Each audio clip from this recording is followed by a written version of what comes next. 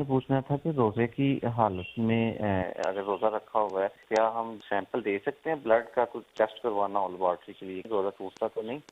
روزے میں خون نکلوانے میں، بلڈ ڈونیشن دینے میں، انجیکشن کھانے میں، ڈرپ لگوانے میں شرعاً کوئی حرج نہیں ہے.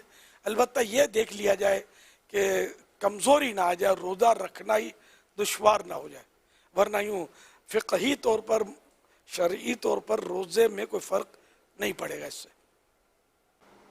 میرا نام محمد عامر اتاری ہے، میں کراچی سے بات کر رہا ہوں. پیارے باپا جان، آپ یہ ارشاد فرما دیجئے روزہ کھولنے کے بعد کون سی دعا پڑھنی چاہیے؟ جزاک اللہ خیرہ. یہ دعائیں احکام روزہ، فیضان نماز کا حصہ احکام روزہ، پیج نمبر 114 افطار کر لینے کے بعد، مثلا کھجور کھا کر یا تھوڑا سا پانی پی لینے کے بعد سنت پر عمل کرنے کی نیت سے یہ دعا پڑھیں.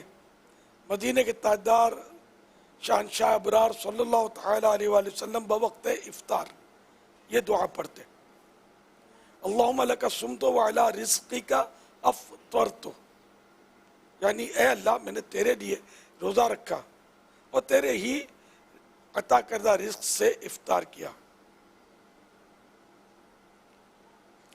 ایک اور دعا بھی ہے، فرمان مصطفیٰ صلی اللہ تعالی علیہ وآلہ وسلم: اے علی، جب تم رمضان کے مہینے میں روزہ رکھو تو افطار کے بعد یہ دعا پڑھو: اللہم لک صمت وعلیک توکلت وعلی رزقک افطرت، یعنی اے اللہ میں نے تیرے لیے روزہ رکھا اور تجھے پر بھروسہ کیا اور تیرے ہی عطا کردہ رزق سے افطار کیا.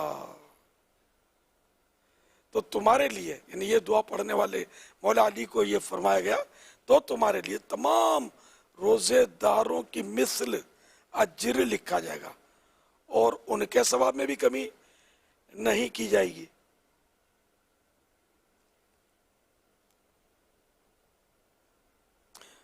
تو یہ دو دعائیں، اللہم لک صمت وعلی رزقک افطرت، اور دوسری دعا اس کی فضیلت بھی بہت پیاری بیان ہوئی ہے کہ اللہم لک صمت وعلیک توکلت وعلی رزقک افطرت.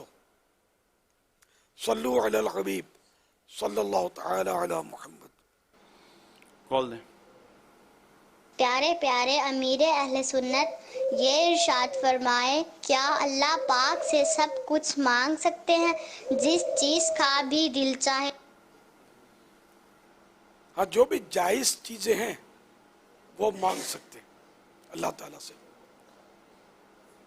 گناہوں کی دعا نہیں کر سکتے. اے اللہ، نعوذ باللہ کوئی کہے کہ مجھے شراب دے دے، معاذ اللہ، ہے نا، یہ دعا نہیں کر سکتے.